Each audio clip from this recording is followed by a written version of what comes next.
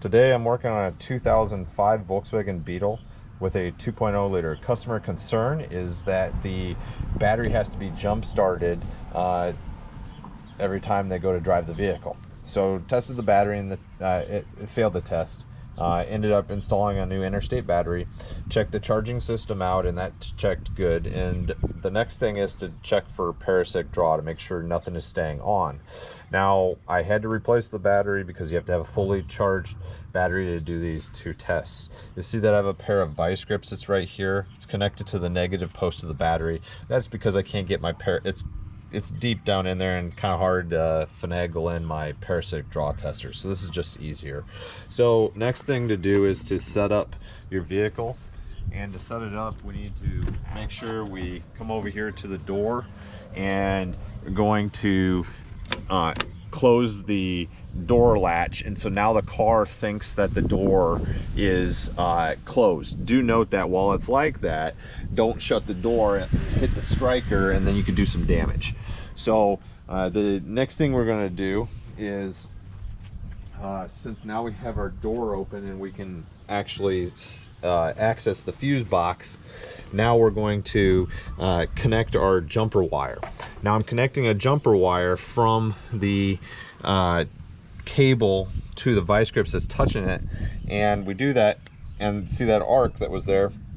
That was a rush of current that happened. We don't want to hook our meter up like that, because if we do, we could end up damaging our meter, blowing a fuse, something like that. So I'm going to connect my positive lead to the cable, and then my negative lead to the vice grips. And then what I'm going to do is turn my meter on and make sure it's on DC. And then the next step to do is to remove the actual jumper wire. And now we get a true reading. It's wired in series, it's in line. You can see here that we have 1.5, and it's kind of bouncing around 30 amps. Now, just so you know, there's 1000 milliamps in 1 amp. So this is around 1500 milliamps. With that being said, on average, you're only allowed to have 50 milliamps, no more than that. Now, always refer to the repair manual, but generically speaking, 50 milliamps is the most that you want. You can see this is a lot higher than 50 milliamps.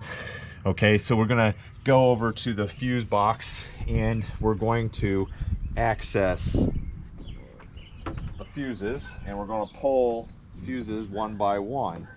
Now, what we have to do is make sure that the fuse box, when we do this, we want to watch the meter. Okay, and so you can see here that we're at 1500. I'm going to come down here, and I'm going to go after this fuse right here and show you. So you see here how it went down to around that 50 milliamps. Okay, if I go ahead and put that fuse back in, it jumps back up to that 1500. If you see here, the radio has a numeric value of 1000 on there. Okay, now the radio does play when the car is on. You know, it's not in a lock mode. You don't have to put a code in, anything like that. Okay, so it's not playing when the car's off. It's very hard to hear, but when connecting that fuse, electrical sound comes from the radio. When disconnecting the fuse, it makes it as well, as if it was powering something down. So the radio is staying on when it's not supposed to.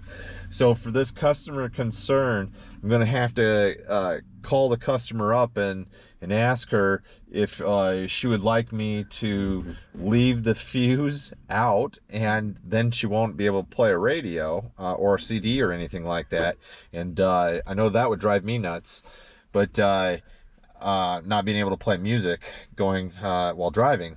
So the other fix is to replace the radio so she can, you know, go an aftermarket route I don't know if she'd want to replace it with a factory Volkswagen CD changer, or if she wants to go with a aftermarket one. But anyway, that's the fix right there. Is definitely going to leave the fuse out for now, so that the customer doesn't have to worry about the brand new battery dying. But